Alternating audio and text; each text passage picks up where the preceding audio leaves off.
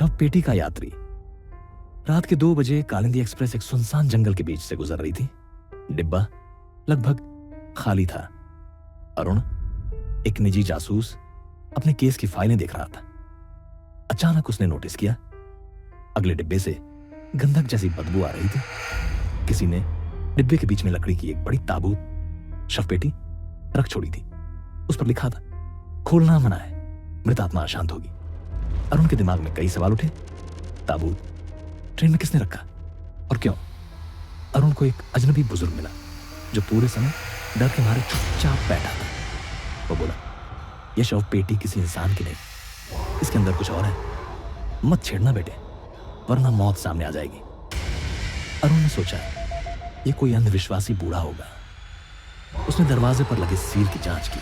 Seal टूटी हुई थी। तभी ट्रेन की बत्तियां चमचमाकर बंद हो गई। अंधेरे में अरुण ने हल्की खड़खड़ाहट सुनी। ताबूत का ढक्कन अपने आप खिसक रहा था। उसने टॉर्च जलाई तो देखा ताबूत में कोई शव नहीं था। अंदर एक पुराना लोहे का मुखौटा रखा था जिस पर सूखी खून की धारियां थी। अचानक बर्फ जैसी ठंडी हवा चली और टॉर्च बुझ गई।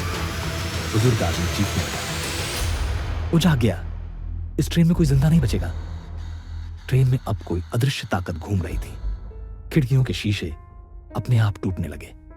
एक यात्री हवा में उठकर छत से टकराया और तुरंत मर गया। डिब्बे के दरवाजे अपने आप लॉक हो गए।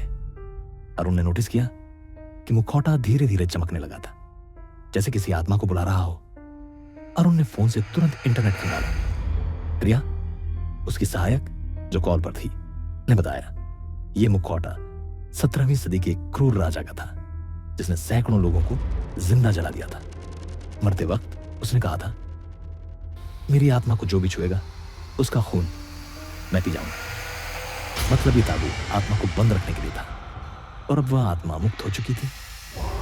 ट्रेन के हर डिब्बे में चीख पुकार होने लगी। यात्री एक एक कर गिरते जा रहे थे। अरुण को लगने लगा कि वह अदृश्य राजा करीब आ रहा है। हर बार बर्फ सी ठंडी हवा चलती और दीवारों पर खून की लकीरें उभरती। बुजुर्ग आदमी ने कहा, इसे रोकने का बस एक तरीका है, मुखौटा वापस ताबूत में रखो और सील कर दो, वरना ये पूरी ट्रेन का कत्ल कर देगा। अरुण ने ताबूत तक पहुंचने की कोशिश की, लेकिन अदृश्य ताकत ने उसे हवा में उछाल दिया। उसकी तस्वीरें चटक गई। सामने सीट पर खून से राजा का चेहरा उभर आया। आवाज आई, मुझे नींद से जगाने की सजा मौत है। अरुण ने आखिरी ताकत लगाकर मुखौटा उठाया और खुद के सीने पर बांध लिया ताकि आत्मा उसमें समा जाए। जैसे ही आत्मा अंदर आई, उसने ताबूत को धक्का मारकर बंद कर दिया और उसे लोहे की जंजीर से बांध दिया। अचानक ट्रेन की बत्तियां जल गईं। सारे दरवाजे खुल गए। मरे हुए यात्री वैसे ही पड़े थे, लेकिन अदृश्य ताकत गायब हो चुकी थी। अरुण जमीन पर गिर पड़ा। उसकी आंखें अब काली हो चुकी थी। बुजुर्ग आदमी ने डरते हुए कहा, तूने आत्मा को ताबूत में नहीं, अपने अंदर कैद कर लिया है। सुबह दिल्ली पहुंची तो पुलिस को ट्रेन में सिर्फ एक ही जिंदा आदमी मिला, अरुण। वह कुछ नहीं बोला, बस खाली आंखों से सबको देखता रहा। लेकिन रिपोर्ट में दर्ज हुआ कि ताबूत गायब था। रात को अरुण होटल में सो रहा था कि उसके फोन की स्क्रीन अपने आप जल उठी। अब मैं तेरा राजा हूं,